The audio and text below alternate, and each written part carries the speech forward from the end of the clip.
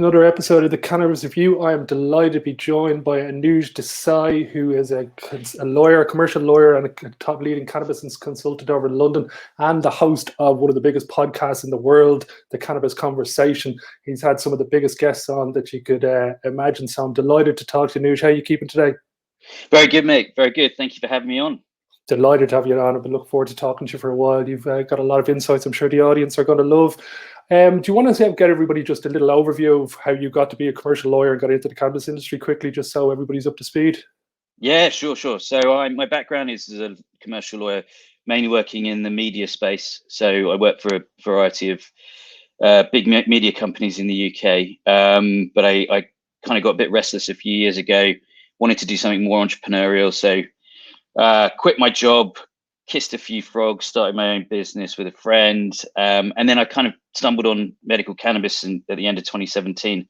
I'd only known about it recreationally before then, and went to a few conferences. And I was sort of like, wow, there's so much here, and it has a real chance to sort of be a very positive impact on the planet. So I started to kind of read more and meet more people, but I couldn't really figure out what I wanted to do. So I started a podcast because no one was really doing it in Europe at the time. There's quite a few American ones. And yeah, 110 episodes now in, interviewed some great people across the world, and it's kind of ever expanding really. There's more and more topics to cover. So yeah, no, that's been great. And off the back of that, I started a commercial consultancy. So I still do a bit of lawyering, but alongside that, I'm kind of helping early stage businesses with anything from sort of board advisor type stuff to helping them with their fundraising to advising on strategic acquisitions. Amazing. Yeah, well, you were one of the inspirations for this show to start up, so it's great to have you on. I'm going to kick things off, get everybody up to speed. When it comes to the regulations that's been passed so far, are we looking at UK 1, EU 0? I don't think I agree with that. Okay. I mean, it was a positive move that we legalized medical a couple of years ago, but the reality is that it hasn't really changed anything. Not very many people have managed to get prescriptions on the NHS, and it's been a real bone of contention. The framework and the education within the medical fraternity is not great, and so I think there's a crucial step as well. Your GP, so your frontline access to medical help, is not able to prescribe. So there's another step that needs to go to a consultant, but those GPs don't know when to refer or who to refer to. There's a huge amount of people within the NHS that just didn't even know that the cannabis had been legalized medically. So the knowledge just isn't there yet. So there's huge amounts of work that needs to be done. And in terms of the wider reform, we're very far behind. So Sadiq Khan, actually, the London mayor, last week announced that he would like to open up the discussion around decriminalisation, which is a very positive move. But Boris Johnson the next day squashed it very quickly, saying that cannabis is a harmful substance. So this is the level of ignorance that you're dealing with, and it shows how far we have to go. And the Tory government have never been evidence driven when it comes to drug reform. So I'm not hopeful personally. But on the flip side, Boris is not averse to U-turning at any moment if it suits him. So if someone waves a bit of cash at him, who knows? He might just do that. So you just don't really know. What I would say on the EU side is I think, there's a lot of positive moves on the EU side. They're allowing hemp varieties up to 0.3% THC, which is sort of bringing it in line with the States, which I think is very positive. And then there's lots of the individual countries are doing lots of stuff. So France's new medical pilot program, got lots of stuff going on in the Netherlands, German domestic production, Switzerland raising its limit on THC to 1%. So I would argue that the EU is probably being a bit more progressive. Okay, excellent. Because it's one of the things you see a lot of financial information coming out of London, and I don't know whether that's smoke and mirrors and maybe convincing me that it looks like it's moving quickly in the UK compared to the European Union. Because over in Ireland here, we've still got the police force not enacting the European Council law that was brought in December.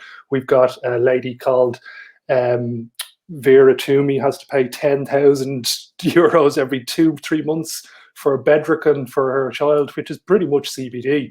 It's not as if it's some magic formula they're getting. So it's good to hear that you think that the EU are moving forward quickly. I'm going to move on to the next topic, which well, I should just say that I don't think anyone's moving quick enough. Is the yeah. reality, but yeah.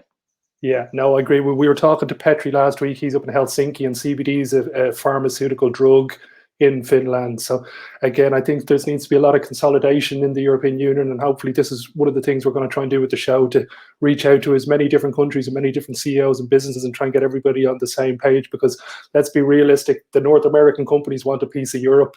It's not going to be the other way around. I see Europe creating the kind of high-end products that like the brandies, the champagnes, the Guinness, I think within time will come from European manufacturers. So let's hope that's the case. Speaking about European manufacturers, I'm very positive in terms of, as much as we've got a terrible government over here at the moment, excuse me for this, that Ireland is going to be the base for European cannabis. The North American companies are already positioned here with the low tax rate that we've got. We've got an English-speaking workforce, highly skilled young workforce. Would you agree with that statement, or do you see somewhere else in Europe, like Malta, maybe pipping us to the number one spot? Yeah, I mean, look, it's difficult to say. I certainly think Brexit has been a boost for Ireland for some of the reasons you mentioned. The being English speaking does make it very attractive for North Americans to base there. Plus, the tax incentives that you mentioned. I think maybe Ireland is very strong in pharmaceuticals, so. I was surprised to learn that over a third of EU net exports come out of Ireland, and I think all of the major pharma companies have a base in Ireland as a consequence. So, and obviously highlighted by the fact that Jazz Pharmaceuticals recently bought GW Pharma. So, I think on the medical side of things, it will certainly be an important hub. Whether it could be the main HQ for European cannabis, I don't know, just because of the size of Ireland, maybe not. But I think it could be a very important player. The things that you mentioned, we've had Vera on the show as well to sort of tell us about what's happening in Ireland, and I've had Leah Fletcher as well on the show. And that Ireland, similarly to the UK, has quite a conservative core, at its heart. So that's quite hard to change and modify, particularly with such a thorny issue as cannabis. So, I think there's a lot of challenges for Ireland, but they're certainly well placed, I think, and will benefit from Brexit, I think. Yeah, I think the one thing that's kind of leading Ireland's way, as much as there's politicians in power at the moment that mightn't see it, from what we've been told by inside the government, is that the politicians have no problem legalising this. It's senior civil servants that are holding the whole thing up. So it's we've also got a history of a country of having a loud voice, and I feel sorry for the politicians at the moment, because if you go onto Twitter, they're getting hounded on the thousands of tweets every day from all the activists, which is exactly what needs to be done to be help educate and inform the guys to bring this industry to the standard that it should be. There's no reason why the European country shouldn't be creating our own brands and creating our own versions, as opposed to just importing North American products that, let's face it, are not as good a quality when it comes to the European products or the scale when you're manufacturing. So the next thing I wanted to talk to you about was lots of things going on in the UK at the moment. So you've got the novel food and the LSE listings that are happening. Do you think UK are going to be the financial hub for the European cannabis industry, just because the framework is already there for the investment, and we've seen a lot of the big investments in the LSE listing so far? It seemed to be a positive move for London.